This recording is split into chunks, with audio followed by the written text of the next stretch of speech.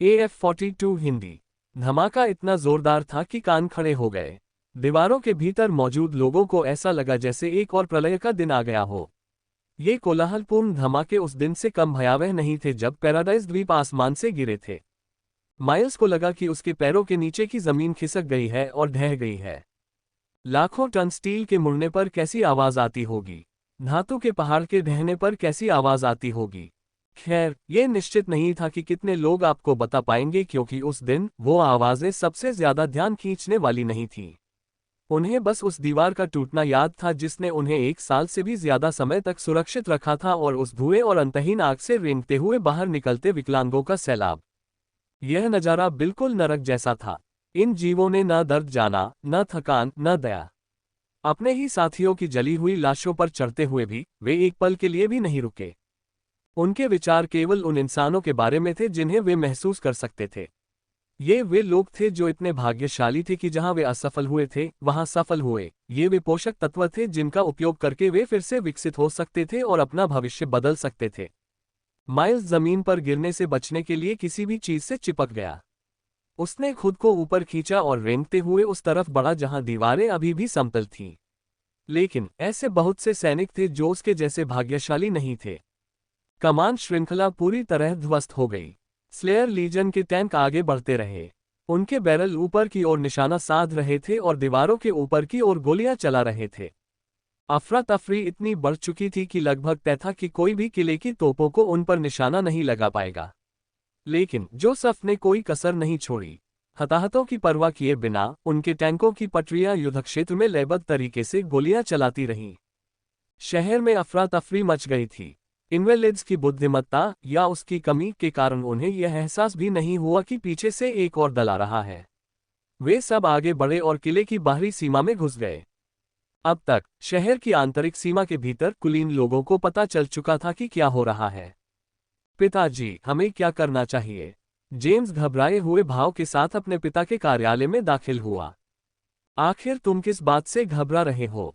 James के पिता ने सहजता से जवाब दिया। शहर, इस पर अवैध लोगों का कब्जा हो रहा है। मुझे यकीन है कि अगर मैंने भी इसके बारे में सुना है तो आप भी जानते होंगे कि स्लेयर लीजन ने अपना कदम उठा लिया है। उद्धरण चिन्ह डॉट डॉट डॉट उद्धरण चिन्ह। जेम्स के पिता ने वह टैबलेट नीचे रख दिया जिस पर वह पढ़ रहे थे। और जेम्स दंग रह गया। उसे समझ नहीं आ रहा था कि क्या हो रहा है। अगर उसके पिता को आम लोगों की परवाह नहीं थी तो क्या उन्हें कम से कम अपनी सुरक्षा की तो परवाह नहीं करनी चाहिए थी? अगर शहर पर कब्जा हो गया तो वे सब खत्म हो जाएंगे। जेम्स के पिता ने अपना सिर हिलाया। अपना दिमाग लगाओ, जेम्स। रॉयल ब्लू किला पृथ्वी पर मौजूद केवल 8 किलो में से एक है। भले ही साम्राज्य की अधिकांश शक्ति राजधानी में केंद्रित हो, क्या तुम्हें सचमुच लगता है कि ऐसे किले की दीवारों को गिराना इतना आसान होना चाहिए? जेम्स दंग रह गया। उसे अचानक समझ आ गया। ये किला रॉयल ब्लू प्रांत के अग्रणी विशेषज्ञों द्वारा बनाया गया था। घेराबंदी के दौरान ये सिर्फ कुछ घंटे ही कैसे टिक पाया? ये सिर्फ एक सुनियोजित विस्फोट से कैसे बच पाया? ये किला पृथ्वी की शक्ति के एकीकरण का प्रतीक था। विद्रोहियों का एक बेतरतीब दस्ता इसे इतनी आसानी से कैसे ध्वस्त कर सकता था? तभी जेम्स को याद आया। भीतरी शहर हमेशा से जूनियर गवर्नर ड्यूक द्वारा फैलाए गए भ्रम के अधीन था। बाहर से देखने पर यह एक सामान्य द्वार और गेट जैसा प्रतीत होता था। लेकिन क्या यह ऐसा था? जेम्स स्थिति को समझते ही कांप उठा। बाहर की दीवारें हमेशा एक दिखावा थीं। ये रईस किसानों के बाहरी शहर की रक्षा पर संसाधन क्यों खर्च करेंगे जबकि वे अपने लिए बनाए गए भीतरी शहर की रक्षा में अपने सारे संसाधन लगा सकते हैं? अब जब जेम्स ने सोचा तो माइल्स के अलावा कोई और रईस दीवार पर नहीं चढ़ा। दरअसल माइल्स को ही सबसे ज्यादा काबिल माना जा सकता था। उद्धरण चिन्ह डॉट डॉट डॉट। पिताजी, आप जूनियर गवर्नर ड्यूक को छोड़ रहे हैं? जेम्स के पिता ने व्यंग्य किया। क्या तुम्हें लगता है कि हमें अब भी उसका अनुसरण करना चाहिए? क्यों? ताकि हम भी उसके साथ डूब सकें। जेम्स को समझ नहीं आ रहा था कि वह क्या जवाब दे। माइल्स को खुश करने की खातिर उसने अपना सबसे अच्छा दोस्त खो दिया था। अब वे उसे इतनी आसानी से छोड़ रहे थे। न जाने क्यों, इस बात ने उसके अंदर उस नज़र से भी ज्यादा उथल पुथल मचा दी जो लियोनेल ने उसे पिछली बार आमने सामने खड़े होने पर दी थी। उसने कॉनराड के लिए गेम छोड़ दिया, लेकिन अब वह मर चुका था। उसने माइल्स के लिए लियोनेल को धोखा देने की कोशिश की, लेकिन अब वह भी मर सकता है। उसे और कितने बलिदान देने होंगे, और कितने ऐसे ही निरर्थक होंगे। तुमने अच्छा किया, जेम्स। जेम्स के पिता अपनी सीट से उठे। उस माइल्स ने मुझसे सिगफ्राइड परिवार से बात करने के बारे में संपर्क किया था। वह चाहता था कि मैं यह उजागर कर दूं कि उनके बेटे की मौत का संबंध ब्रेजिंगर परिवार से था, है ना? जेम्स ने अकड़कर सिर हिलाया। उसने पिछले दिनों अपने पिता को यह बात बताई थी और ऐसा लग रहा था कि माइल्स ने कुछ ही देर बाद उससे संपर्क किया होगा। तुम बेनेट परिवार का प्रतिनिधित्व करने के लिए सिगफ्राइड परिवार के पास जाओगे। जब समय आएगा तो उन्हें बता देना कि यह काम करने वाला लियोनेल मोरालेस था। जेम्स ठिठक गया। वह समझ नहीं पाया कि इसका उद्देश्य क्या था। मत पूछो क्यों, बस जैसा मैं कहता हूं वैसा करो। बमबारी की आवाज उनके इलाके में एक धीमी गड़गड़ाहट जैसी लग रही थी। लेकिन धीरे धीरे, लेकिन निश्चित रूप से ये गड़गड़ाहट धीमी पड़ गई और अंततः उन्हें कुछ भी सुनाई नहीं दे रहा था। ऐसा लग रहा था जैसे वे बाहरी दुनिया से पूरी तरह कट गए हों। जेम्स ने अपनी मुट्ठियां कसकर पकड़ ली और जमीन की ओर देखने लगा, क्योंकि उसके पिता की आवाज एक बार फिर उसके कानों में पड़ी। उद्धरण चिन्ह ... गवर्नर ड्यूक की उपाधि हमारे परिवार की है। दुर्भाग्य से आपके परदादा ने गलत लोगों पर भरोसा किया। याद रखें कि आपके अस्तित्व का एकमात्र उद्देश्य इस परिवार के पुनर्जन्म की दिशा में एक मार्ग प्रशस्त करना है। जाना। अल्पविराम। बाहरी दुनिया में कोलाहल स्पष्ट रूप से कभी थमा नहीं था। भीतरी शहर में जहां एक ओर शांति छा गई थी, वहीं दूसरी ओर बिना हैसियत वाले लोगों की चीखें गूंजती रहीं। लेकिन यह उसी क्षण था जब स्टील की दीवार में दरार के सामने एक आकृति प्रकट हुई। उसकी पुतलियां बैंगनी लाल और हल्के हरे रंग के बीच झिलमिला रही थीं। चीखें, खून, नरसंहार। पिछले साल लियोनेल ने जितनी भी चीजें देखी थीं, उसके बावजूद वह इसके लिए तैयार नहीं था। आधुनिक तकनीक से होने वाला नरसंहार उसकी कल्पना से कहीं परे था।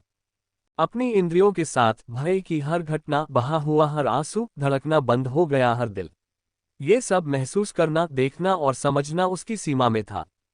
हालांकि स्लेयर लीजन के टैंक आगे बढ़ते रहे, किले का आंतरिक शहर स्थिर रहा, इन्वेलिड्स कभी नहीं रुके। लियोनेल अपने विचार समझ भी नहीं पाया था कि वह आगे बढ़ चुका था। उसे अपने साथियों की आवाजें धीरे धीरे सुनाई दे रही थीं जो उसे वापस आने के लिए चिल्ला रहे थे। इतनी बड़ी सेना के सामने एक अकेला आदमी क्या कर सकता था? वह जितना भी शक्तिशाली हो गया था, एक हाथ से आसमान को ढांकना तो दूर की बात थी। वह आखिर क्या कर सकता था? लेकिन वह फिर भी चले गए। उसने कहा, वह अकेला नहीं चला। छोटा मिंक उसकी बेचैनी को भांपकर हवा में उछलता हुआ आगे की ओर कूद गया। आईना खड़ी हो गई, उसके कदम एक क्षण के लिए रुक गए। तुम सब यहीं रहो, तुम में इतनी ताकत नहीं है। उसके शब्द सरल और स्पष्ट थे। उसकी निगाहों में वही भाव थे जो कॉनराड की जान लेते समय थे। एक ठंडी, खामोश उदासीनता। लियोनेल के साथियों ने अपनी मुट्ठियां कस ली, लेकिन आखिरकार वे हिले नहीं। उन्हें पता था कि आईना की बात सच थी। अगर वे अभी हिलते तो सिर्फ रास्ते में ही आ जाते। अपनी विशाल तलवार को उठाते हुए आईना ढही हुई इमारत की ओर से कूद पड़ी।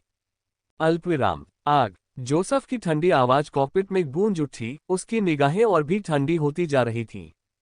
उसकी हर आज्ञा, हर गोलाबारी, हर कर्म जो उसे दूसरों से अलग करता जा रहा था, उसे और भी ज्यादा विरक्त बनाता जा रहा था। आखिरकार उसे ऐसा महसूस हुआ जैसे वह आसमान से चीजों को देख रहा एक पक्षी हो, इतिहास का एक राहगीर जिसका अपने सामने हो रही घटनाओं से कोई लेना देना नहीं था। जोसेफ, डेमियन ने अपनी पिछली मेहनत से हाँफते हुए कहा, दीवार में जो जगह है, उससे सिर्फ 2 टैंक ही एक साथ अंदर जा पाएंगे। क्या हमें आक्रमण रोककर एक बड़ा रास्ता बनाना चाहिए? जोसेफ की दृढ़ निगाहें आगे के रास्ते पर टिकी थीं। स्टील की दीवारें अपनी ध्वस्त नींव पर ढह गई थीं। यह उस जगह पर टूटकर बिखर गई, जिससे गेट के पास एक अर्ध त्रिकोणीय मार्ग बन गया। कई विकलांग पहले ही ठीक हो चुके थे और उस छेद से अंदर घुस रहे थे। जो अंदर नहीं जा पा रहे थे, वे दीवार की टूटती हुई खामियों का फायदा उठाकर ऊपर चढ़ने लगे। शहर धीरे धीरे पूरी तरह से अतिक्रमण में बदल रहा था। 2 अग्रिम टैंक भेजे और योजना B2 को क्रियान्वित करें। योजना B2। उनके विस्फोट के परिणाम की भविष्यवाणी करना बहुत मुश्किल था, क्योंकि कई बार इसका अनुकरण करने के बावजूद इसमें बहुत सारे चर थे। योजना B2 का इस्तेमाल तब किया जाना था जब दीवारें क्षतिग्रस्त हो जाएं, लेकिन गेट काम करते रहें। वे अंदर से गेट खोलने के लिए एक टुकड़ी भेजेंगे। अब तक साम्राज्य के सैनिकों के लिए गेट पर तैनात रहना नामुमकिन हो गया होगा, और अगर वे तैनात भी होते तो भी उनके सामने कई समस्याएं होती। जोसेफ के आदेश शीघ्रता से प्रसारित किए गए। सबसे आगे कैटवुमन वाला एक टैंक आगे बढ़ा। उन्होंने बिना किसी रोक टोक के इनवैलिड को रौंद डाला। ऐसा लग रहा था कि ए ग्रेड से नीचे का कोई भी इनवैलिड उनके आगे बढ़ने से बच भी नहीं पा रहा था, जबकि उस खतरे के स्तर से ऊपर के लोग उन्हें नुकसान पहुंचाने की उम्मीद भी नहीं कर सकते थे। शायद केवल एसएस ग्रेड का ही कोई खतरा उन्हें धीमा करने के बारे में सोच भी सकता था। ये टैंक जोसेफ के लिए तुरुप के पत्ते थे। इतने सालों में उसने जो भी संसाधन कमाए थे उन्हें इनमें झोंक दिया, जिससे 20 लोगों का एक दस्ता बन गया जिसे वह अजेय मानता था। कैटवुमन हमेशा की तरह अपना पूरा चमड़े का सूट पहने हुए थी। जोसेफ का आदेश सुनकर वह पहले से ही बाहर निकलने के लिए तैयार थी। अपनी क्षमता और मेटामॉर्फोसिस से पहले की विशेषज्ञता के साथ वह निश्चित रूप से इस काम के लिए सबसे उपयुक्त थी। कोई चिंता नहीं कमांडर, वे द्वार 15 मिनट के भीतर खोल दिए जाएंगे। कैटवुमन को सैन्य कानूनों की कोई परवाह नहीं थी। उसकी नज़र में जोसेफ कमांडर बनने के लायक था, इसलिए उसने उसे कमांडर कहा। आगे स्लेयर लीजन में से किसी ने भी नहीं सोचा होगा कि इस समय कोई उन्हें रोकने के लिए आगे आएगा, लेकिन उन्हें यह समझ नहीं आ रहा था कि वह सिर्फ एक युवक था। क्लैंग क्लैंग क्लैंग, वह आक्रमणकारी सैनिकों की भीड़ और लुढ़कते टैंकों के बेड़े के सामने खड़ा था। उसका चेहरा गुस्से से भरा हुआ था, यहां तक कि उठते धुएं, उठती लपटों और बहते खून के बीच भी वह अंधेरे में एक चमकती हुई रोशनी की तरह खड़ा था। रुकना। किसी एक व्यक्ति की दहाड़ इतनी जोरदार नहीं होनी चाहिए थी। फिर भी शहर के भीतरी इलाकों की सीलबंद सुरक्षा व्यवस्था के पार भी उसकी गूंज धरती, दीवारें और आसमान तक पहुंच गई। कई सी और बी ग्रेड के विकलांग युवक के क्रोध के आगे गिर पड़े, उनकी बुद्धि उसकी शक्ति के आगे चकनाचूर हो गई। उसने एक काला भाला लहराया, उसकी पुतलियां बैंगनी लाल और हल्के हरे रंग के बीच आगे पीछे झिलमिला रही थीं। उस युवक की आवाज सबने सुनी। वह कई मील दूर तक गई और उन लोगों के कानों तक भी पहुंची जिन्हें नहीं पहुंचनी चाहिए थी। कॉकपिट में होने के बावजूद जोसेफ ने भी क्रोध और आक्रोश से भरी आवाज सुनी। युवक दीवार की दरारों के बीच खड़ा रहा। उसके पैरों के नीचे मलबे के ढेर और अपाहिजों की लाशें पड़ी थीं। उसके पीछे एक उजड़ा हुआ शहर कांप रहा था। उसके आगे हजारों की सेना खड़ी थी। इन सब के बीच वह किसी विशाल पर्वत की गति को रोकने की कोशिश कर रही चींटी जैसा लग रहा था। फिर भी वह वहीं खड़ा रहा, उसका क्रोध उमड़ रहा था। युवक ने अपना भाला लहराया और उसके सामने एक रस्सी काट दी। क्लैंग क्लैंग क्लैंग, भाला सेना ने विकलांग लाशों को, मलबे के ढेर को, ढह चुके स्टील के मिश्रधातुओं को जमीन को चीरते हुए दसियों मीटर तक बिना रुके काट डाला। इस रेखा को पार करो और मर जाओ। उसके शब्द निर्विवाद थे, मानो किसी ऊंचे देवता से कोई बड़ा फैसला आया हो। जिसने भी सुना उसके दिल कांप उठे।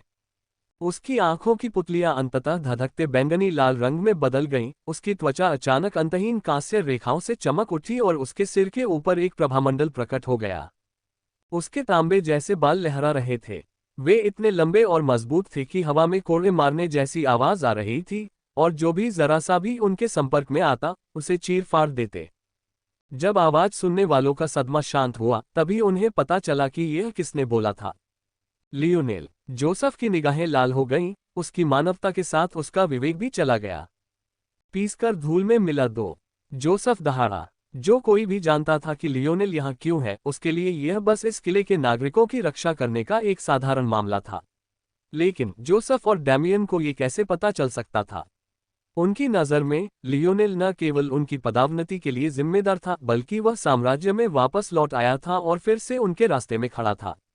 आमतौर पर जब लोग नफरत महसूस करते हैं तो वे कभी यह नहीं सोचते कि उन्होंने क्या गलत किया होगा, और इस मामले में सबसे ज्यादा अतिरंजित परिणाम लगभग निश्चित था। कैटवुमन ने अपने टैंक के कैमरों के माध्यम से लियोनेल को घूरा।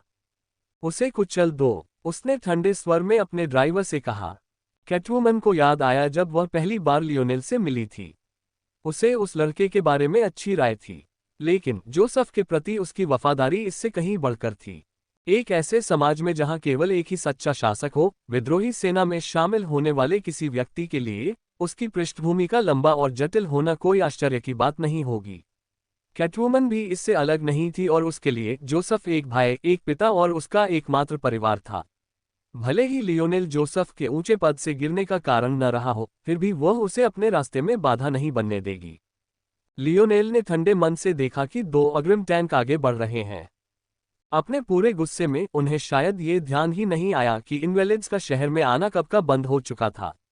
वे मानो अंतरिक्ष में जड़ हो गए थे, हिलने डुलने में पूरी तरह असमर्थ। उनकी सफेद उदासीन पुतलियां लियोनेल पर टिकी हुई थीं। फिर भी उसने उनमें से किसी पर भी एक नजर भी नहीं डाली थी। Clang clang clang, chain domain, PCHU।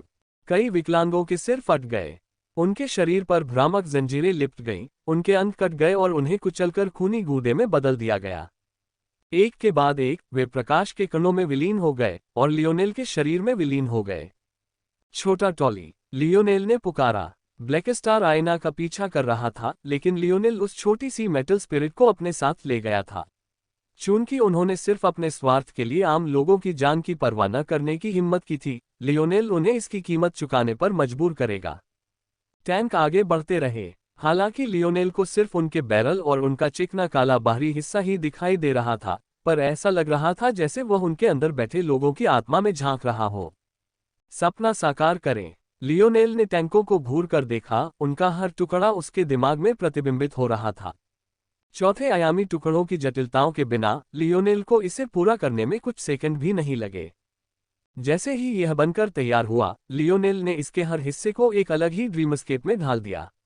2 ही चरणों में लियोनेल ने टैंक की खूबियों और कमजोरियों को इसे डिजाइन करने वाले इंजीनियरों से भी बेहतर ढंग से समझ लिया। धातु तालमेल। लियोनेल को लगा कि उसकी वंशावली उत्तेजना से कांप रही है। अब तक लियोनेल ने अपने वंश गुण से जो सबसे बड़ा लाभ उठाया था, वह था उसके शरीर की ताकत। लेकिन अगर बस इतना ही था, तो इसे धातु शरीर वंश गुण कहा जाएगा, न कि धातु सहक्रिया वंश गुण। ये वंश किसी शक्तिशाली शरीर का प्रतिनिधित्व नहीं करता था, ये पृथ्वी पर प्रभुत्व का प्रतिनिधित्व करता था। लियोनेल के पैरों पर गिरे स्टील के टुकड़े कांपते हुए हवा में उठ गए। उस समय लिटिल टॉली 10 गोलाकार गेंदों में विभाजित हो गई थी, लियोनेल के सामने तैर रही थी और उसके विचारों के साथ प्रतिध्वनित हो रही थी। अपने मन के साथ चौथे आयाम में प्रवेश करने के बाद लियोनेल को टॉलिवर को नियंत्रित करने के लिए अब सीधे संपर्क की जरूरत नहीं थी।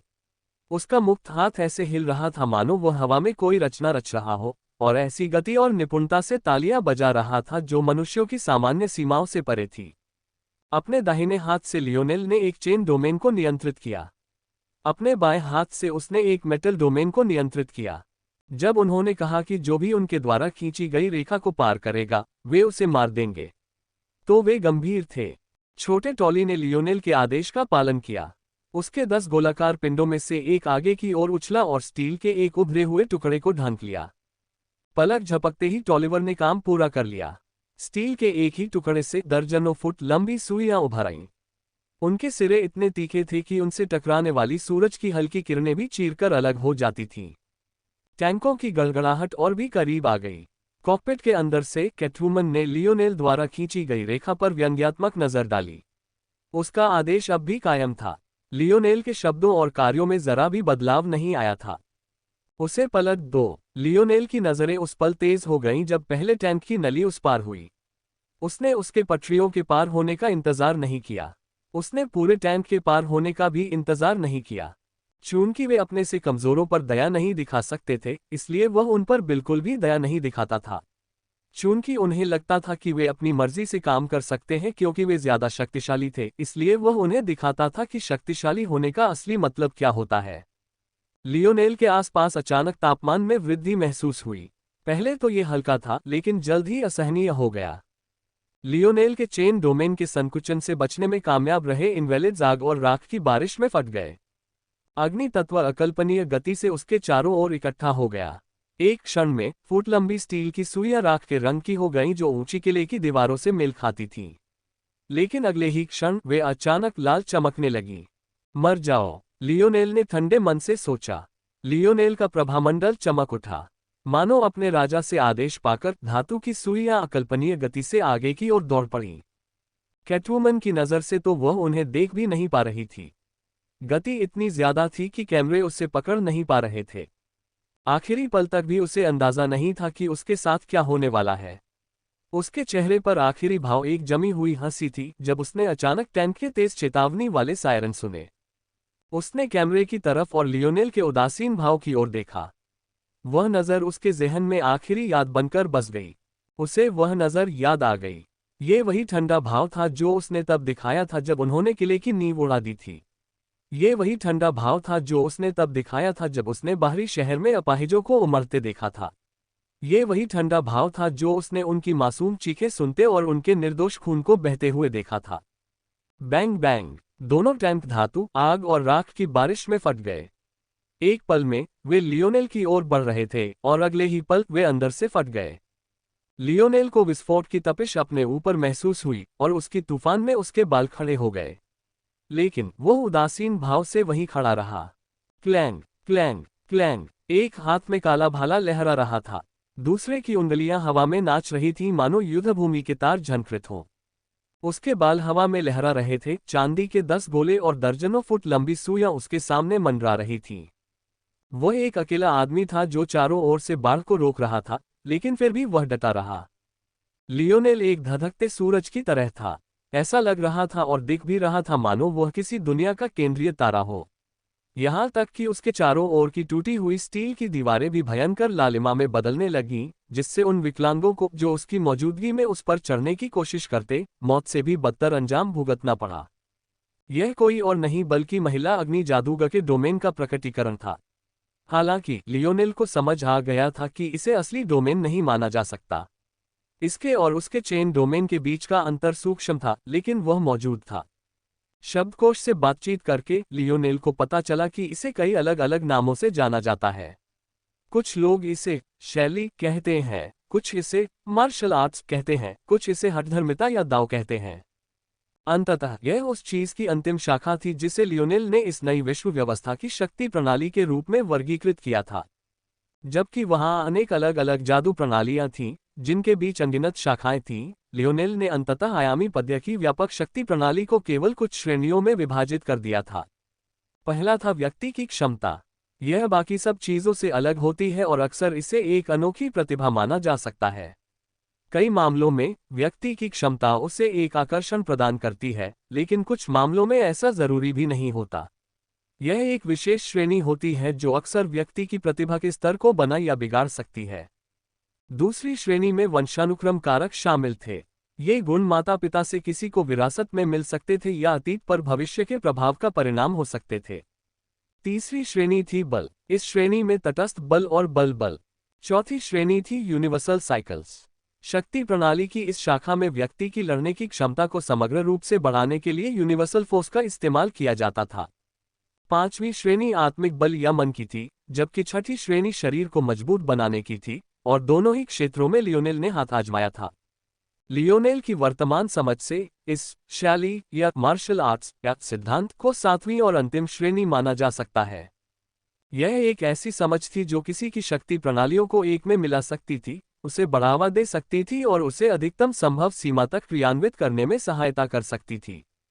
उदाहरण के लिए जिल्निया की फॉल स्टाइल एक ऐसी शैली थी जिसमें निरंतर आक्रमण पर जोर दिया जाता था। जब इस शैली में महारत हासिल कर ली गई, तो जिल्निया अपनी युद्ध भावना को इस विशेष शैली के अनुरूप ढालने में सक्षम हो गई, जिससे उसका आक्रमण, बचाव और गति एक सहज समग्रता में प्रदर्शित होने लगी। यदि पहली 6 श्रेणियां शाखाएं थीं, तो इस 7वीं श्रेणी को किसी की नींव माना जा सकता है, वही जड़ें जो उसे एक साथ रखती हैं। वहां अनगिनत प्रकार की शैलियां थीं। पंख वाले तलवारबाज की शैली गति की तरलता, हमले और वापसी के साथ कदमों के सम्मिश्रण पर जोर देती थी। इसमें गति, तेजी, लचीलेपन और चपलता को विशेष महत्व दिया जाता था। धनुर्धारी महिला की शैली कैमलॉट द्वारा जनरल स्टार के नाम से जानी जाने वाली शैली से बहुत मिलती जुलती थी। आसानी के लिए लियोनेल ने इसे जनरल स्टाइल कहा। यह गणनात्मक था और युद्ध के हर बिंदु को समग्रता का एक अंश मानता था।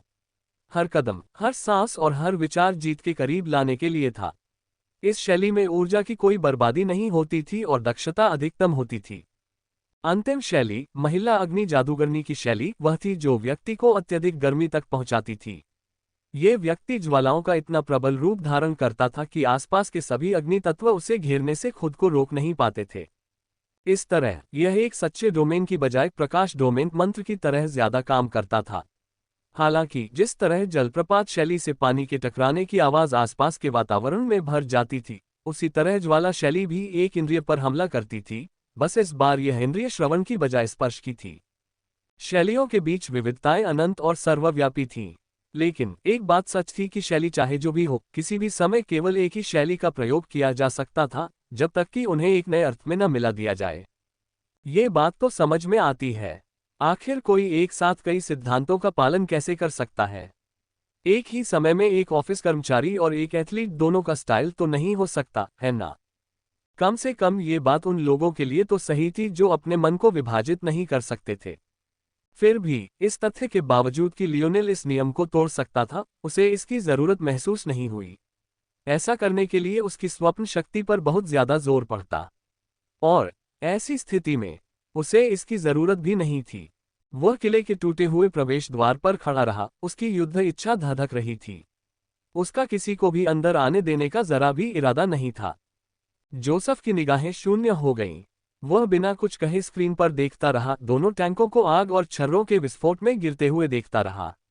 उसका दिल मानो सीने से बाहर निकल रहा था। बिल्ली, जोसेफ की विनाशकारी दहाड़ कॉकपिट में गूंज उठी। कई ड्राइवरों की आंखें लाल हो गईं।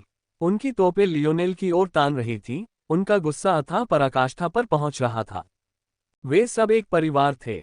उनमें से कई लोग नाजुक हालात में एक साथ आए और एक दूसरे का सहारा बनना सीखा। कैट सिर्फ एक औरत नहीं थी, सिर्फ एक सहकर्मी नहीं थी, वह उनकी बहन थी। जिस तरह जोसेफ कई मायनों में उसके लिए पिता थे, उसी तरह वह भी दूसरों के लिए माँ थी।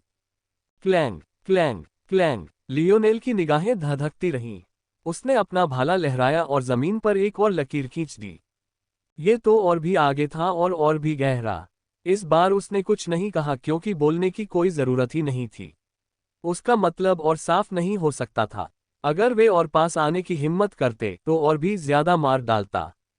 जोसेफ का चेहरा लाल हो गया।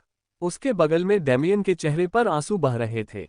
हालांकि उसने कुछ नहीं कहा और अपना जबड़ा भींच लिया था, फिर भी उसके दिल में गुस्सा दूसरों से कम नहीं था। आग। लियोनेल की निगाहें ठंडी रोशनी से चमक उठीं। लियोनेल भले ही अपने धातु शरीर में सर्वोच्च अवस्था तक पहुंच गया हो, लेकिन वह अचूक नहीं था। उसे इस बात का कोई भ्रम नहीं था कि वह इस तरह के हमले से बच पाएगा। और अगर किसी चमत्कार से वह बच भी गया तो भी उसे शक था कि वह फिर भी लड़ने की स्थिति में होगा। हालांकि उनका ऐसा कोई इरादा नहीं था कि ऐसी कोई घटना घटित हो। उसका दिमाग बिल्कुल अलग ही स्तर पर था। वह हर चीज को घटित होने से पहले ही देख सकता था। जोसेफ का गोली चलाने का आदेश घूमते हुए गियर जैसे उनके निशाने पर आखिरी बार बदलाव किया जा रहा हो। बारूद की हल्की सी गंध, बैरल में गर्मी का एहसास। लियोनेल को ये सब ऐसे महसूस हुआ जैसे वह उन सबके साथ कॉकपिट में मौजूद हो। कौन से टैंक फायर कर रहे थे, वे उसके सापेक्ष कहाँ थे, उनके गोले नोजल से ठीक कब निकलेंगे। वह सब कुछ देख रहा था। और यही, बिल्कुल यही, उनका पतन होगा। लियोनेल का उठा हुआ हाथ हल्का सा कांपा। ये बस एक हल्का सा झटका था, फिर भी 7 फुट लंबी सुइयां असंभव गति से आगे की ओर उछली। वे हवा में तेजी से उड़ते हुए अपने पीछे धुएं की एक लकीर छोड़ते गए। फिर ध्वनि अवरोध टूट गया। पलक झपकते ही सुइयां लियोनेल के बगल में तैर रही थीं। दूसरी ही पलक झपकते वे 7 फायरिंग टैंकों के नोजल के सामने प्रकट हो गईं। तीसरी ही पलक, बैंग बैंग बैंग। यूसुफ का दिल कांप उठा।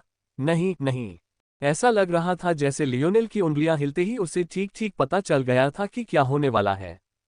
गोले को अपनी नली से बाहर निकलने का मौका ही नहीं मिला। लियोनेल के हमले का समय इतना सटीक था कि सुइयां नोजल के अंदर ही प्रक्षेप्यों से टकरा गईं।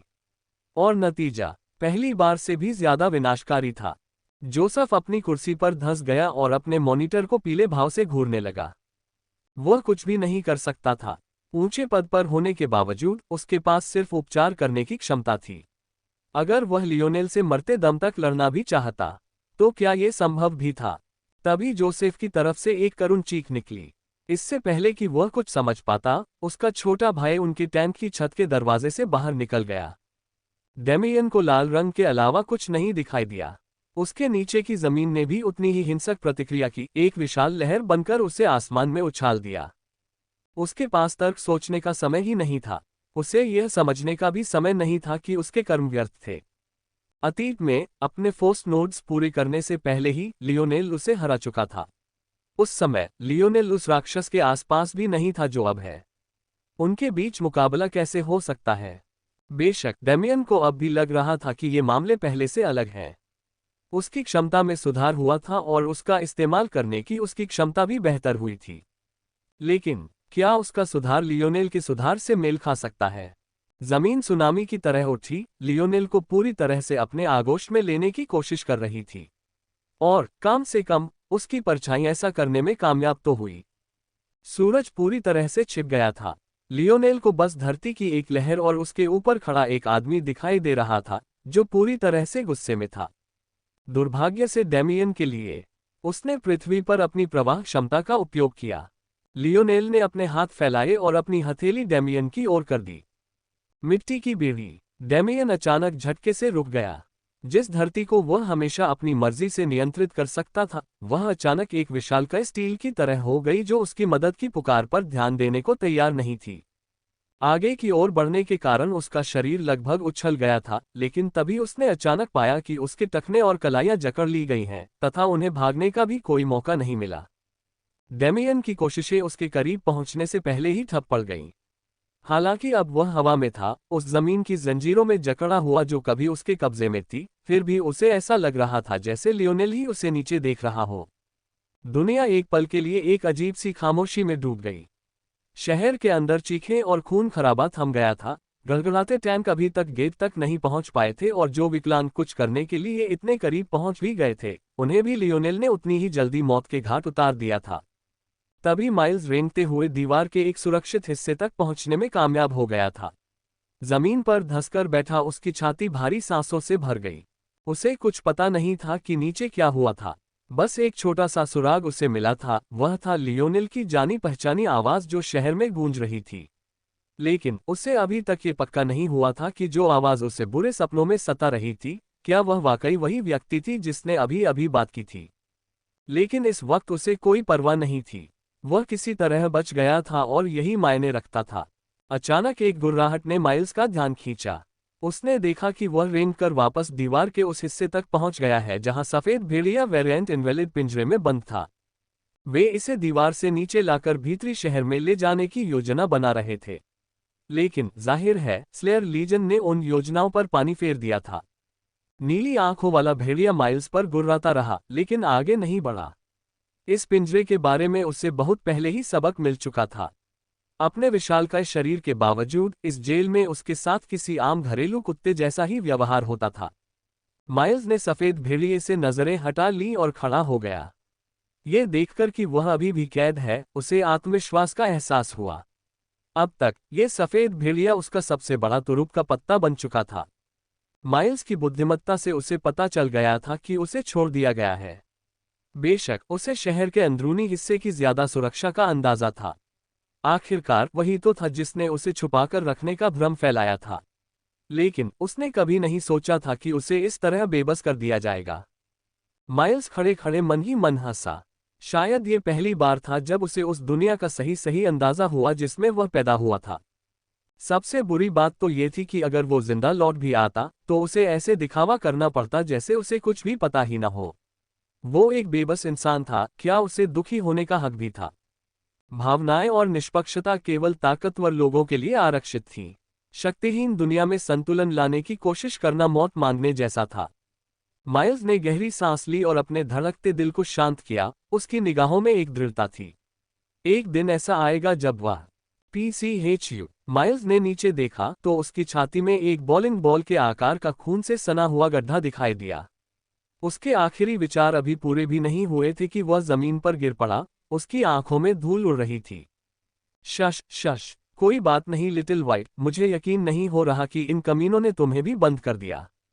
कोई बात नहीं, कोई बात नहीं, मुझ पर गुस्सा मत हो। तुम्हें पता है कि मुझे तुम्हें थोड़ा कष्ट क्यों सहना पड़ा।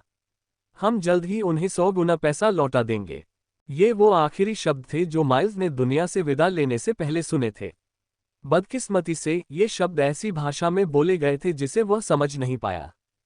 और उसकी आखिरी नज़र के बारे में अगर कोई उसकी आत्मा को ढूंढ ले और उससे सवाल करे तो वह कसम खाकर कहेगा कि वह सफेद आइरिस का एक जोड़ा था। लियोनेल ने अपनी मुट्ठियां भींच ली, जिससे डेमियन जिस धरती के पहाड़ से बंधा हुआ था वह जमीन पर गिर पड़ा। उसकी उंगलियां एक बार फिर फड़फड़ा उठीं। हालांकि इस बार स्टील की सुइयां निकलने की बजाय लिटिल टॉली के गोलाकार आकार हवा को चीरते हुए बाकी टैंकों के आसपास दिखाई देने लगे। पलक झपकते ही लिटिल टॉली के जरिए लियोनेल ने न सिर्फ टैंकों के बैरल बल्कि छत के दरवाजे भी सील कर दिए। इसके अलावा उसने एक छिपे हुए निकास द्वार को भी सील कर दिया। टैंकों की अपनी समझ के चलते वह ऐसा कुछ कैसे चूक सकता था।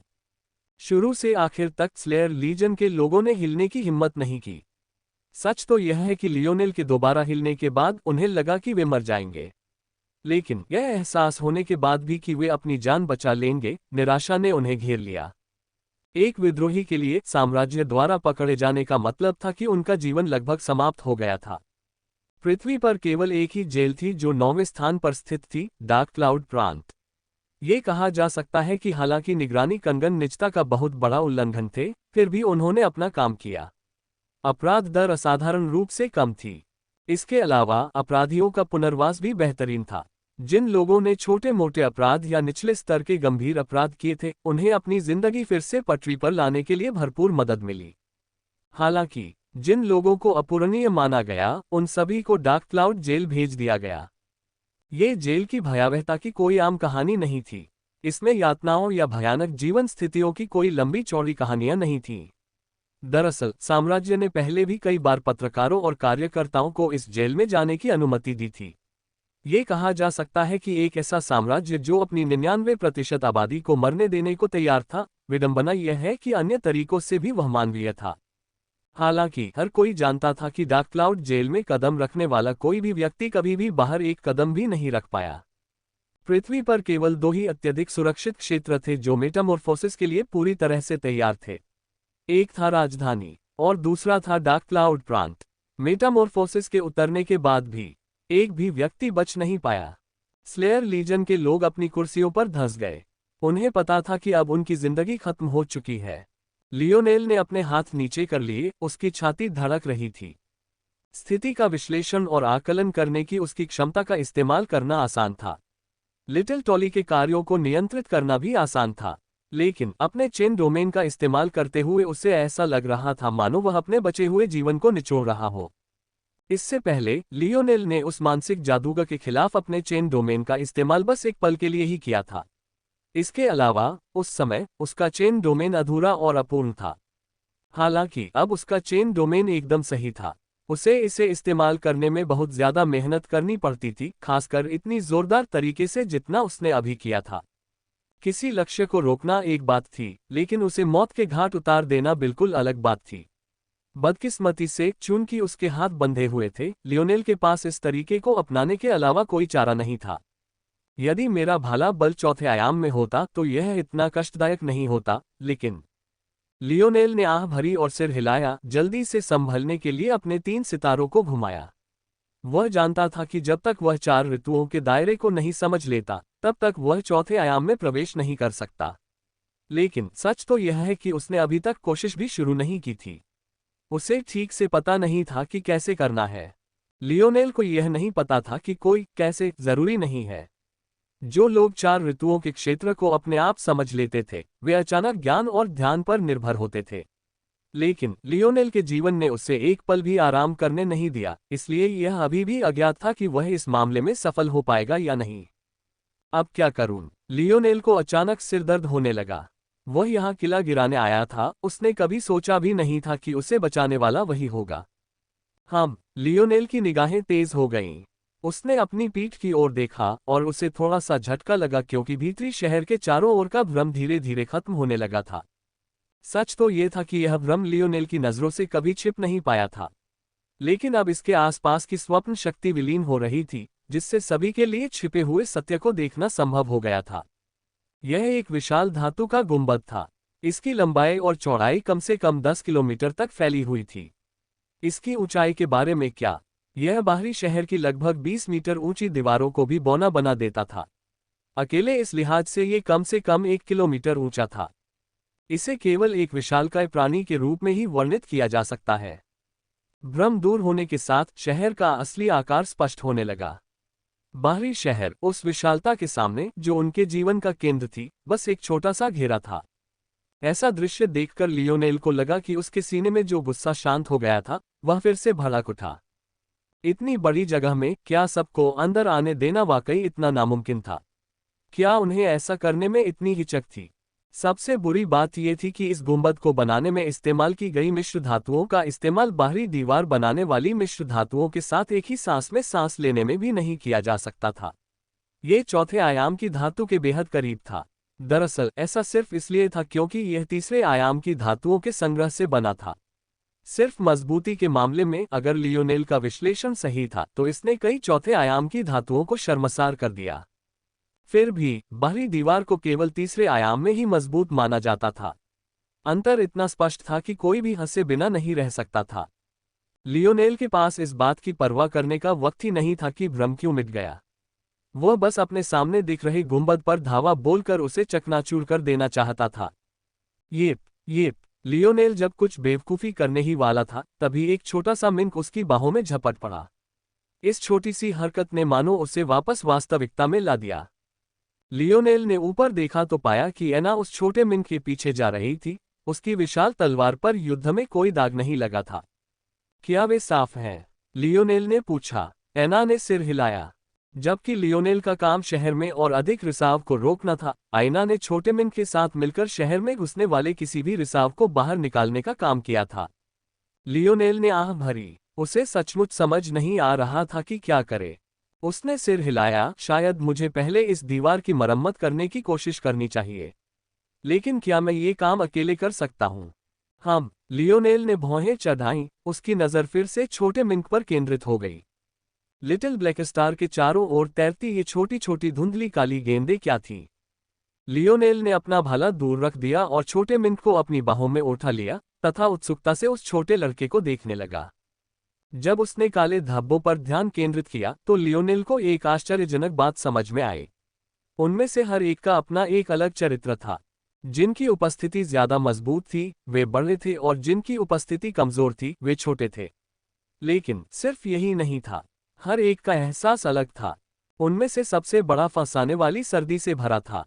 कुल मिलाकर दो थे। एक तो मानो आपको पूरी तरह से हिमस्खलन में लपेट लेना चाहता था, जबकि दूसरा किसी पतले ठंडे चाकू की तरह तेज था जो आपके शरीर को चीर रहा था। लियोनेल को ऐसा महसूस हुआ जैसे वह उन्हें कहीं से याद कर रहा हो। उन 12 बर्फ रक्षकों में से 2 ने मुझे इस भावना की याद दिला दी। लियोनेल की आंखें एहसास से चौड़ी हो गईं। ये धब्बे उन दुश्मनों की परछाइयां थीं जिन्हें लिटिल ब्लैक स्टार ने मार डाला था। ब्लैक स्टार उन्हें अवशोषित नहीं कर सकता, लियोनेल ने उलझन में सोचा। उद्धरण ... वे भी गायब हो रहे हैं। लियोनेल को अपनी समस्या का तुरंत एहसास हुआ। पहली बात तो ये कि ब्लैक स्टार इन परछाइयों को वैसे ही निगल नहीं पा रहा था जैसे उसने शिमोन के गिने चुने योद्धा की परछाई को निगल लिया था। और दूसरी बात ये कि वे धीरे धीरे फीकी पड़ रही थीं। उनमें से ज्यादा ताकतवर तो ज्यादा देर तक टिके रहे, लेकिन कमजोर परछाइयां इतनी कमजोर हो चुकी थीं कि लियोनेल उन्हें महसूस ही नहीं कर पा रहा था। ब्लैक स्टार उन्हें अवशोषित नहीं कर पाता, इसके 2 संभावित कारण हो सकते हैं। या तो उसकी आत्मीयता सीमित थी या फिर वह एक बार में केवल एक ही ग्रहण कर सकता था। अगर दूसरा कारण है तो इसका मतलब है कि वह नई क्षमता तभी ग्रहण कर सकता है जब वह अपनी मौजूदा क्षमता को। लियोनेल ने भौहें चढ़ाईं और अपने विचारों में डूब गया। ब्लैक स्टार अब जिस क्षमता की नकल कर सकता था वह शिमोन के चुने हुए योद्धाओं में से एक की थी। लियोनेल की समझ से कम एक एस ग्रेड क्षमता थी। जैसा कि कहा गया है, बर्फ रक्षक एस ग्रेड इनवैलिड थे, इसलिए उनकी क्षमताएं भी स्पष्ट रूप से उसी प्रकार थीं। असली बात यह थी कि उस गिने चुने योद्धा की तीक्ष्णता लियोनेल के लिए बहुत उपयोगी थी।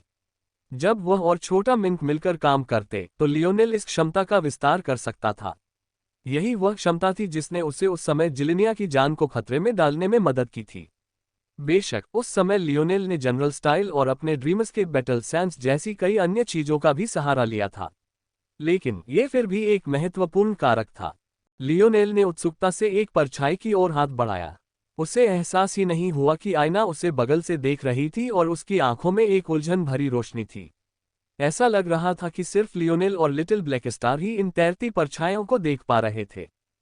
लियोनेल ने अपना हाथ पीछे किया, उसका दिल तेजी से धड़कने लगा। क्या हुआ? आखिरकार आयना खुद को रोक नहीं सकी, उसकी आवाज में थोड़ी चिंता थी।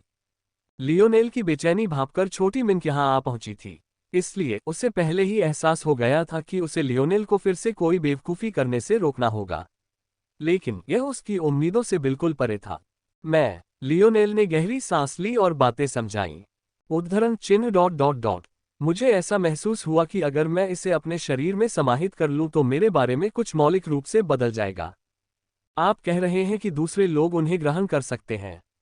आयना का चेहरा बदल गया। ऐसी बात अकल्पनीय थी। अगर यह सच होता तो ऐसी क्षमता का मूल्य आंकना असंभव होता। आयना अपनी आंखों में एक नई रोशनी के साथ उस छोटे मिंक की ओर देखने से खुद को रोक नहीं सकी।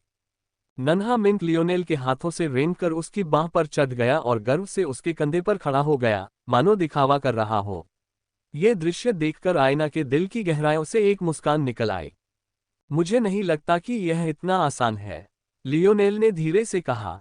यह समझाना मुश्किल है, लेकिन मुझे ऐसा लग रहा था जैसे उस परछाई को सोखने से मुझसे कुछ छिन जाएगा, मानो मेरी और इस परछाई का औसत लेकर एक बिल्कुल नई परछाई बना दी गई हो। लियोनेल की इंद्रियां अविश्वसनीय रूप से संवेदनशील थीं। इसके अलावा उसकी याददाश्त भी अद्भुत थी। वह अपने सपनों की दुनिया में उस पल को बार बार दोहरा सकता था। क्या हो अगर? लियोनेल ने अपनी आंखें बंद कर लीं।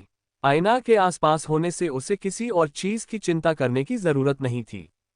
उसके सपनों की दुनिया में एक नया ड्रीम क्लोन प्रकट हुआ, लेकिन इस बार वह खुद जोएल नहीं था, बल्कि जोएल का हूबहू प्रतिरूप था। उसकी कदकाठी से लेकर उसके हाव भाव और उसकी काबिलियत तक सब कुछ उसमें पूरी तरह से प्रतिबिंबित था।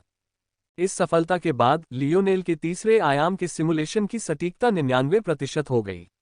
वह व्यावहारिक रूप से दुनिया को अपने मन में पूरी तरह से प्रतिबिंबित कर सकता था। 10 मिनट बाद लियोनेल ने अपनी आंखें खोलीं, उसकी निगाहें चमक रही थीं। आयना, जो इस पूरे समय लियोनेल पर नजर रख रही थी, उसे आधी नाराजगी और आधी उत्सुकता भरी नजरों से देख रही थी। ये जगह अचानक झपकी लेने लायक नहीं थी। अब तक सारी परछाइयां गायब हो चुकी थीं, लेकिन लियोनेल को जरा भी फर्क नहीं पड़ा। उसके लिए उनसे मिलने वाली जानकारी उससे मिलने वाली ताकत से कहीं ज्यादा महत्वपूर्ण थी। यह मामला जिंदगी बदल देने वाला था। वह हर संभव मापदंड पर ध्यान दिए बिना यूं ही कोई कदम नहीं उठा सकता था। उस समय में लियोनेल ने कुछ चीजें सीखीं। सबसे पहले, छोटे मिंक पर यह सीमा आत्मीयता से संबंधित नहीं थी, बल्कि मात्रा की सीमा थी। छोटे जीव की वर्तमान अवस्था में वह केवल एक ही क्षमता ग्रहण कर सकता था। दूसरा, कोई भी किसी भी छाया को अवशोषित कर सकता था, बशर्ते उसके पास छोटा मिंक एक प्रतिनिधि के रूप में हो। हालांकि ये किसी की क्षमता में कोई आसान वृद्धि नहीं थी। केवल छोटे मिंक को ही बिना किसी परिणाम की क्षमताओं को अवशोषित करने का लाभ था, बाकी सभी को इसके फायदे और नुकसान का आकलन करना था। हमें परछाई को अपनी आत्मा की तरह समझना होगा। दूसरों की परछाइयों को यूं ही अपने अंदर समाहित कर लेना खुद को पूरी तरह से बदलने जैसा होगा। अगर किसी मजबूत क्षमता वाले व्यक्ति ने किसी कमजोर क्षमता को आत्मसात कर लिया, तो उसकी कुल क्षमता दोनों का औसत बन जाएगी। इसके अलावा अगर दोनों क्षमताएं एक दूसरे से मेल नहीं खाती, तो इससे एक ऐसी असंगति पैदा हो सकती है जो व्यक्ति को पूरी तरह से अपंग बना सकती है। इससे भी आगे खुद का मामला था। यह बहुत संभव था कि किसी छाया को आत्मसात करने से व्यक्ति के व्यक्तित्व पर ऐसे प्रभाव पड़ सकते थे जिनकी उसने कभी कल्पना भी नहीं की होगी। इन सब बातों से लियोनेल को एहसास हुआ कि यह क्षमता उसके लिए बेकार है। वह अपनी क्वासी सिल्वर जैसी राक्षसी क्षमता के बराबर या उससे बेहतर कोई क्षमता कहां पा सकता था, और अगर पा भी लेता तो ड्रीम फोर्स जैसी बेहद दुर्लभ चीज के साथ संगत क्षमता उसे कहां मिलती। लेकिन लियोनेल को इसकी परवाह नहीं थी। उसे लगता था कि वह काफी प्रतिभाशाली और शक्तिशाली है। इस मामले में उसे अभी तक अपना कोई हमशक्ल नहीं मिला था, हालांकि यह स्पष्ट रूप से इस तथ्य के कारण था कि वह अभी तक उच्च आयामों वाली दुनियाओं तक नहीं पहुंच पाया था। लियोनेल को असल में इस बात की चिंता थी कि उसके साथियों को इससे क्या फायदा होगा। अगर उनके पास खुद को बचाने के लिए ज्यादा ताकत होती, तो यह उनके लिए अच्छा होता। लियोनेल को बार बार यह एहसास हो रहा था कि कुछ बड़ा होने वाला है, लेकिन वह सभी बिंदुओं को पूरी तरह से जोड़ नहीं पा रहा था। इससे वह बेचैन हो रहा था। बदकिस्मती से वह बस अपनी पूरी क्षमता से तैयारी ही कर पा रहा था। फिर भी उससे विकृत व्यक्तित्व की समस्या पर विचार करना ही था। अगर वे दोस्त जिनके साथ वह जिंदगी भर पला बड़ा था अचानक बिल्कुल अलग इंसान बन गए, तो आखिर उसने किसे बचाया था? लियोनेल ने आह भरी और छोटे मिंट के सिर को रगड़ा, उसकी छोटी मूंछें हिल रही थीं। उसी समय तेज आवाज में गियरों की आवाज ने लियोनेल का ध्यान आकर्षित किया। ओह, तो अब वे भीतरी शहर को खोलना चाहते हैं। लियोनेल की निगाहें ठंडी रोशनी से भर गईं। हमें जाना चाहिए, आयना ने धीरे से कहा। अगर वे यहीं रहे और उन पर भी वही तकनीक लागू होती जो इनवैलिड गिरोह पर लागू थी, तो उन्हें जरूर नुकसान होगा। वे सिर्फ दो थे, चाहे कितने भी शक्तिशाली क्यों न हो, फिर भी वे अकेले इतने विशालकाय को हराने के लिए तैयार नहीं थे, कम से कम बिना किसी उचित योजना के तो बिल्कुल नहीं। चूंकि लियोनेल अपने दोस्तों की सुरक्षा सुनिश्चित करने का अपना लक्ष्य पहले ही पूरा कर चुका था, इसलिए अब खुद को जोखिम में डालने की कोई जरूरत नहीं थी। यह एक व्यर्थ प्रयास था। उद्धरण चिन्ह। मैं जूनियर गवर्नर ड्यूक को मारे बिना नहीं जा सकता, लियोनेल ने कहा। एना ने लियोनेल की ओर एक नजर डाली। उसे अब भी याद था कि 1 साल से भी ज्यादा पहले लियोनेल किसी इंसान को मारने की भी हिम्मत नहीं जुटा पाता था। लेकिन अब वह ये सुनिश्चित करने के लिए हर संभव कोशिश कर रहा था कि कोई खास इंसान उसके गुस्से का एहसास करे। वह ये नहीं कह सकती थी कि वह इसके खिलाफ है। यह एक ऐसा एहसास था जिसकी उसे हमेशा उम्मीद थी कि लियोनेल को यह एहसास होगा। लेकिन साथ ही उसे लियोनेल की मासूमियत और भोलापन भी पसंद था। हालांकि ऐसी दुनिया में लियोनेल के लिए यह एक बेहतर मानसिकता थी, फिर भी उसे लग रहा था कि वह कुछ खो रही है। उद्धरण चिन्ह। वे बिना किसी कारण के भीतरी शहर पर भ्रम नहीं फैलाएंगे। हो सकता है कि वह पहले ही मर चुका हो। लियोनेल की भौहें उठ गईं। अब जब उसने सोचा तो ये सच था। माइल्स दीवार पर था जब अचानक विस्फोट हुआ। उसकी मौत की संभावना बहुत ज्यादा थी, खासकर क्योंकि उसकी क्षमता शारीरिक नहीं थी। लियोनेल ने अपनी आंतरिक दृष्टि छोड़ दी। वह शुरू से ही स्लेयर लीजन के साथ लड़ाई पर पूरी तरह केंद्रित था, इसलिए उसका ध्यान दूसरी चीजों पर नहीं था। हालांकि लड़ाई सरल और आसान लग रही थी, लेकिन अगर लियोनेल हर छोटी छोटी बात का हिसाब न लगा पाता, तो बहुत मुमकिन था कि उसकी ही मौत हो जाती। लियोनेल की आंखें तेज हो गईं। यह क्या है? एना ने पूछा। उद्धरण चिन्ह। वह सचमुच मर चुका है। आयना ने सिर हिलाया। तो चलो, यहां और कुछ करने को नहीं है। यह इतना आसान नहीं है। किसी ने उसे मार डाला। अक्षमों में से एक। मैं निश्चित नहीं हो सकता। आमतौर पर एक विकलांग व्यक्ति किसी इंसान का इथेरियल ग्लेबेला चाहेगा, लेकिन उसकी खोपड़ी सही सलामत है। उसकी छाती में सिर्फ एक छेद है। तो क्या ये साफ नहीं है? आयना ने पूछा। उन्होंने उसे बचाने के लिए किसी को भेजे बिना ही भीतरी शहर को बंद कर दिया।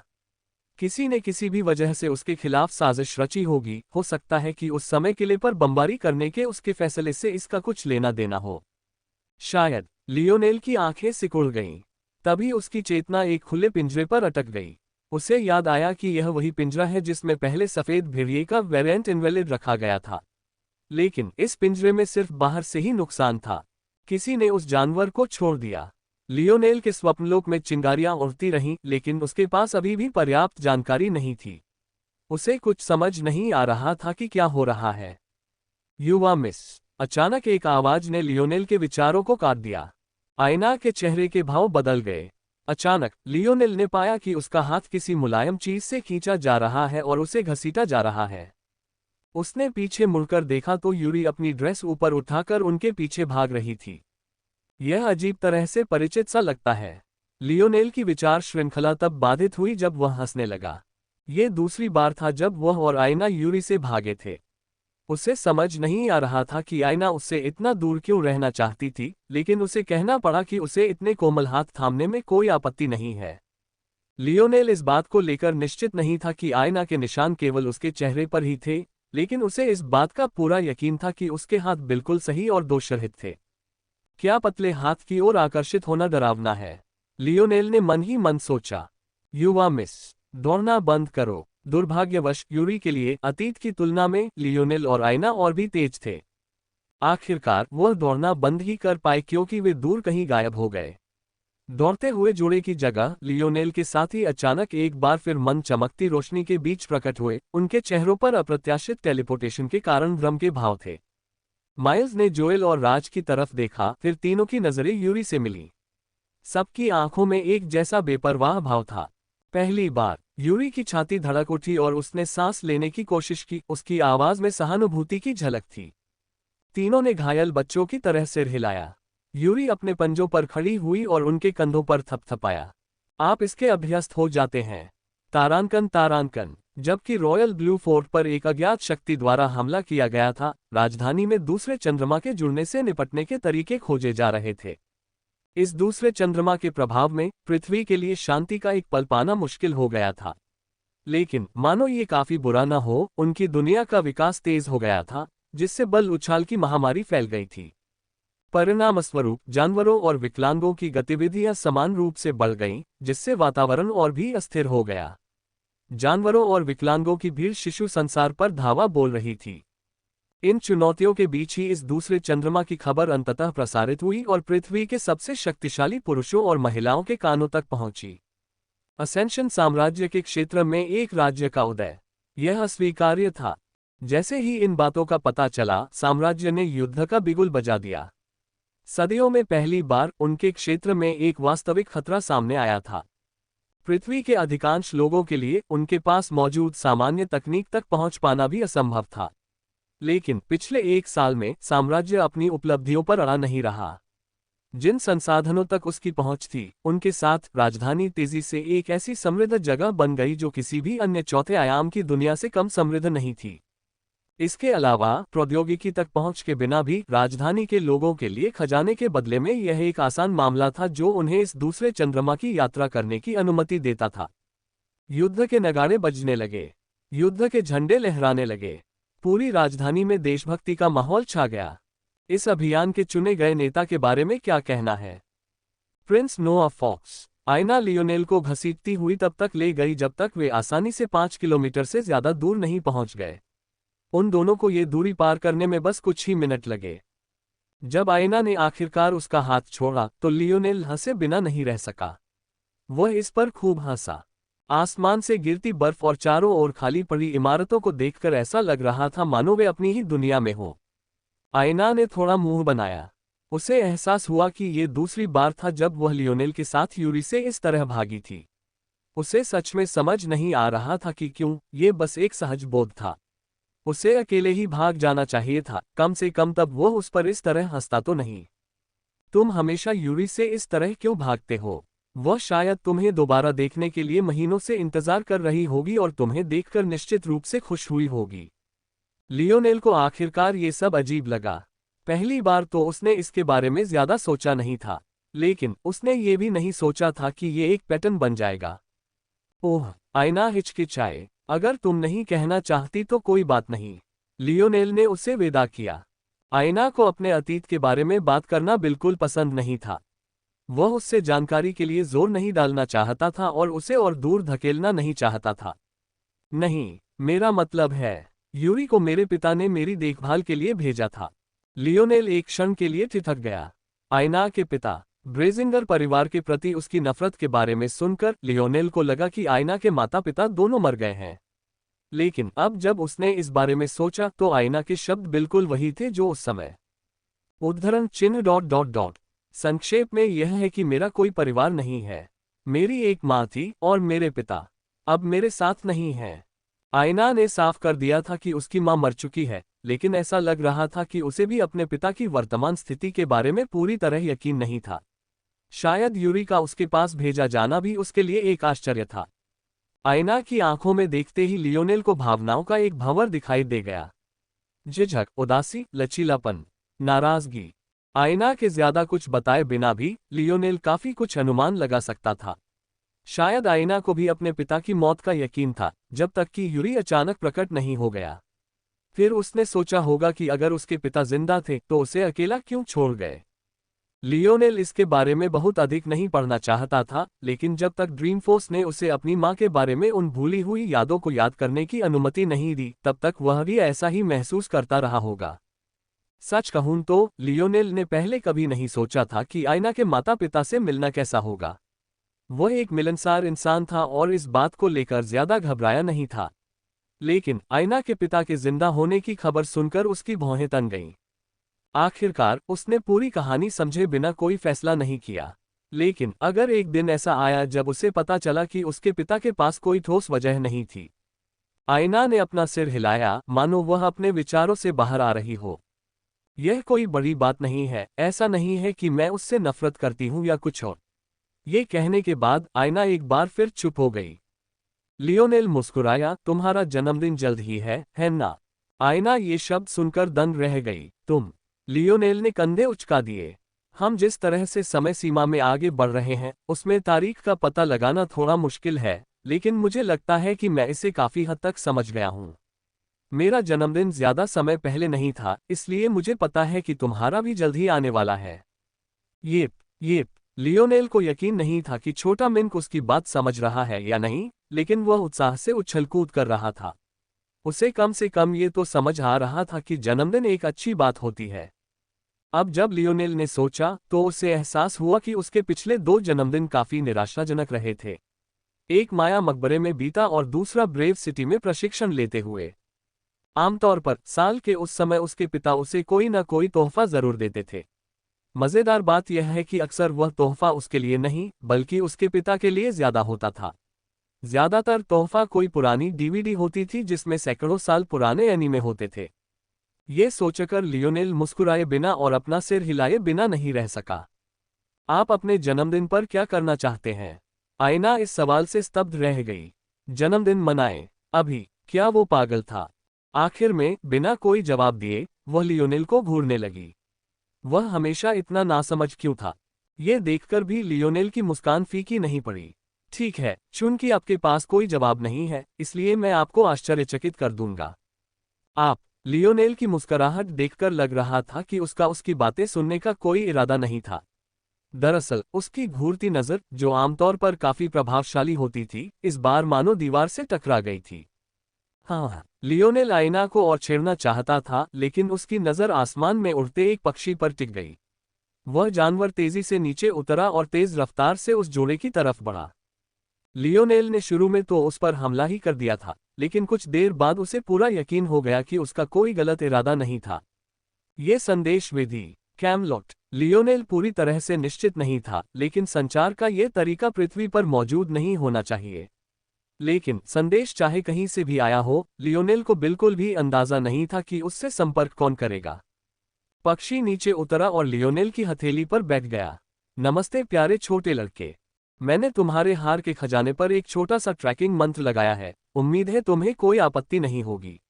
मुझे पता है कि तुम्हारा दिल बहुत दयालु है, इसलिए मैंने सोचा कि अब मैं तुमसे संपर्क करूं। मेरे दानव साम्राज्य को कुछ मदद की जरूरत है। हम पर इस समय उन लोगों द्वारा हमला किया जा रहा है जिन्हें हम तुम्हारे लोग मानते हैं। उम्मीद है तुम उनसे बात करने में हमारी मदद कर सकते हो। बदले में बड़ी बहन के पास तुम्हारे लिए ढेर सारे इनाम हैं। ये संदेश सुनकर लियोनेल जोर से खांसने लगा, उसका सिर धीरे धीरे आईना की तरफ मुड़ा। लेकिन उसे बस पलकें झपकती, उत्सुक आंखें और एक हल्की सी मुस्कान ही मिली। लियोनेल आसानी से पहचान गया कि यह संदेश मोड्रेड का था, लेकिन वह उसकी टाइमिंग पर अफसोस किए बिना नहीं रह सका। अभी क्यों? क्या वह कोई बेहतर मौका नहीं चुन सकती थी? एक बदसूरत मुस्कान के साथ लियोनेल ने एक सूखी हंसी निकाली।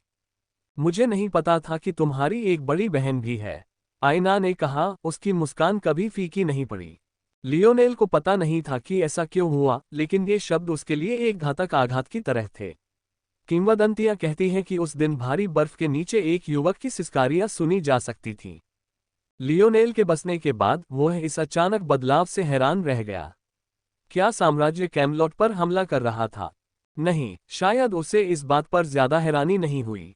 साम्राज्य का यही तरीका था, जब से उन्होंने सत्ता संभाली थी, उन्होंने अपनी संप्रभुता के लिए किसी भी वास्तविक खतरे को कभी पनपने नहीं दिया। हो सकता है कि सिर्फ स्लेयर लीजन ही ऐसा कर सकता हो, लेकिन फिर भी वे दशकों तक छिपकर और अपनी दुम दबाकर ही ऐसा कर पाए थे। हालांकि स्लेयर लीजन की तुलना में कैमलॉट का स्थान सबके सामने साफ दिखाई दे रहा था। छिपने या गुप्त रहने का कोई मौका नहीं था, और शायद उन्हें भी पता नहीं था कि उन्हें ऐसा क्यों करना पड़ रहा है। जहां तक कैमलॉट के नागरिकों का सवाल है, वे उसी जगह पर थे जहां वे हमेशा से थे। जहां तक उनके शासकों का सवाल है, उनमें से कई को शायद अंदाजा हो, लेकिन केवल मोड्रेड ही ठीक ठीक जानती थी कि क्या हो रहा है, क्योंकि वह लियोनेल के साथ मुकदमे के मैदान में थी। तो लियोनेल शायद इस बात से सचमुच हैरान था कि मोड्रेड ने उससे संपर्क किया था। हालांकि यह नहीं कहा जा सकता था कि वे दुश्मन थे। कुछ महीने पहले लियोनेल के सारे विचार इस औरत को मारने के बारे में सोच रहे थे। उसकी पिछली कहानी देखने और उससे सहानुभूति रखने के बाद ही वह अब ऐसा करने के लिए तैयार नहीं था।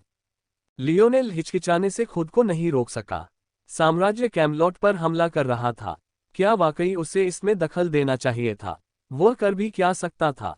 उसे लगा कि मोड्रेड ने उसकी प्रतिभा के कारण उसे ज्यादा आंका था। इस बात की तो बात ही छोड़िए कि लियोनेल अभी तक पृथ्वी की दूसरी प्रतिभाओं से नहीं मिला था और उसे ठीक से पता नहीं था कि वह उनके सामने कैसा है। भले ही वह उनसे कहीं आगे हो, इससे कोई फर्क नहीं पड़ता।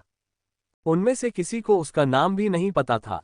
और जब तक वह साबित करेगा कि उसमें ताकत है और उसकी बात सुनी जानी चाहिए, तब तक वह शायद उन सबका दुश्मन बन चुका होगा। यही वह साम्राज्य था जिसकी वे बात कर रहे थे। वे अच्छे श्रोता नहीं थे। इसके अलावा लियोनेल पर कैमलॉट का कोई एहसान नहीं था। अगर था भी तो उसने उन्हें बचाया था। उन्हें बचाने की उसके पास क्या वजह थी? यदि लियोनेल ने साम्राज्य के प्रति अपने पूर्वाग्रह को एक तरफ रख दिया और बड़े चित्र को देखा, तो यदि कैमलॉट के लोग असेंशन साम्राज्य के शासन के अधीन होते तो वे अधिक सुरक्षित होते। हाँ, क्या मैंने सचमुच ऐसा सोचा था? किले के लोग कितने सुरक्षित थे जब रईसों ने उन्हें छोड़ने का फैसला किया था। लियोनेल ने आह भरी और सिर हिलाया। जो भी हो, कोई बात नहीं। कैमलॉट ने मुझसे मदद नहीं मांगी थी, बल्कि दानव साम्राज्य ने। ये सही था। कैमलॉट के रहने के लिए इतनी बुरी जगह होने की ज्यादातर वजहें, सबसे पहले दानव साम्राज्य का अस्तित्व था। ये बहुत ही हास्यास्पद होता अगर वह उन राक्षसों को बचाने जाता जिन्होंने शुरू से ही उनके जीवन को नरक बना दिया था। आयना किनारे से देख रही थी। अब उसके चेहरे पर चंचलता कम हो गई थी।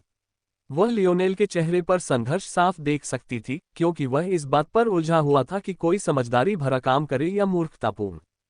उद्धरण चिन्ह dot dot dot. The empire के बारे में तुम्हें कैसा लग रहा है? आयना ने अचानक पूछा। मुझे ये पसंद नहीं है, लियोनेल ने अनमने भाव से उत्तर दिया। और ऐसा क्यों है? वे जीवन की कद्र नहीं करते। वे अपने नागरिकों के साथ ऐसा व्यवहार करते हैं जैसे उन्हें जोखिम मूल्यांकन समीकरणों में डाल दिया जाए और जब भी वे निर्धारित समय से ज्यादा रुके, उन्हें हटा दिया जाए। वे अपने कुलीनों के भ्रष्टाचार पर नजर नहीं रखते, उन्हें अपनी मनमानी करने देते हैं। वे अपने लोगों की हर गतिविधि पर ऐसे नजर रखते हैं मानो वे इंसान न होकर मवेशी हों। लियोनेल ने अपने विचारों को लगभग मशीन की तरह उगल दिया। उन लोगों की तुलना में जो आमतौर पर समझ नहीं पाते कि वे क्या महसूस कर रहे हैं और क्यों, लियोनेल की क्षमता उसे ऐसा करने की इजाजत नहीं देती थी। उसके हर विचार के पीछे एक बहुत ही तार्किक कारण होता था, कम से कम उसके लिए तो तार्किक। यही वजह थी कि आयना के लिए उसकी भावनाएं इतनी समझ से परे थीं। ये अपने बारे में एक ऐसी बात थी जिसे वह सचमुच बयां नहीं कर पा रहा था। और विडंबना ये थी कि यही एक बात थी जिसे समझाने की उसने ज्यादा कोशिश भी नहीं की।